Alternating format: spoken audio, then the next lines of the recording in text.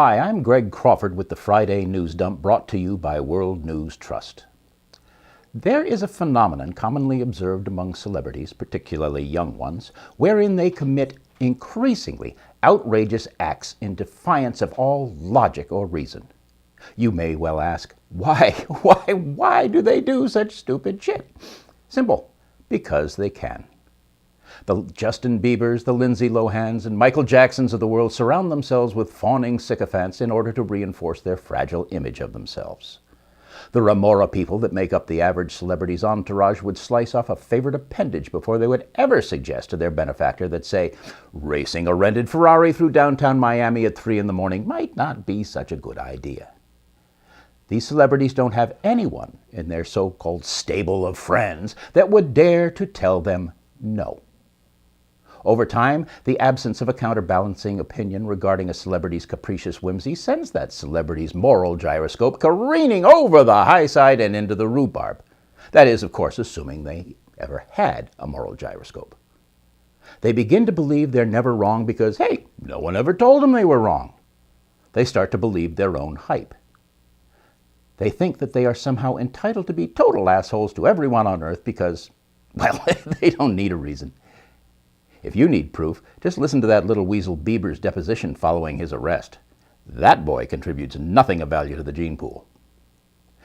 When celebrities' overinflated egos go supernova and their careers crater, they generally only hurt themselves.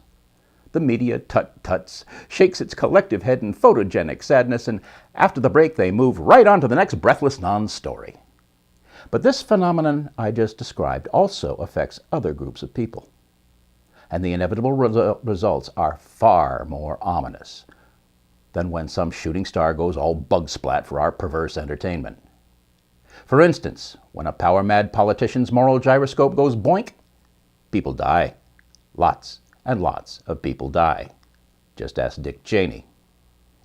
Can you imagine the reaction of that seething furnace of malice if someone told him, "No, don't do that, Dick"?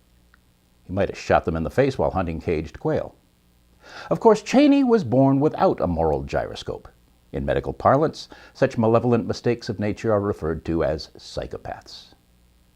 And when those in the business community exhibit the same grotesque character flaws, they are referred to as chief executive officers, and they are given grossly inflated salaries, stock options, and huge bonuses even when they run a company right into the ground.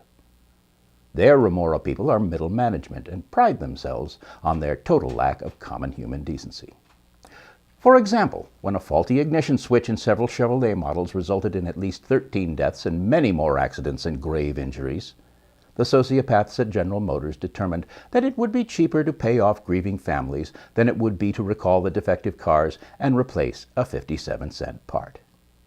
They justified it as a business decision. Oh well, that makes it all right then. The cubicle drones calculated that those 13 lives were well within the parameters of acceptable losses. Now, Monsanto is arguably the most evil corporate entity in the known universe. They lie through their teeth about the toxicity of their products and threaten to sue any state that passes laws requiring that food products containing genetically modified organisms, or GMOs, to be labeled accordingly. As far as the mutant hyenas in their legal department are concerned, no one has any right to know what they're feeding their children or what they're spraying on their crops. It has been proven that neonicotinoids and insecticides are killing honeybees in vast numbers. Honeybees pollinate most of our food crops.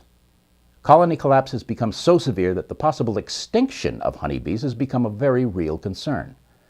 But Monsanto doesn't care. Not long ago, a respected entomologist developed a strain of honeybees that were resistant to Monsanto's Roundup weed killer. Without warning or explanation, the Illinois Department of Agriculture confiscated and destroyed all of those bees.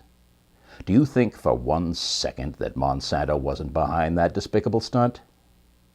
But you don't say no to Monsanto.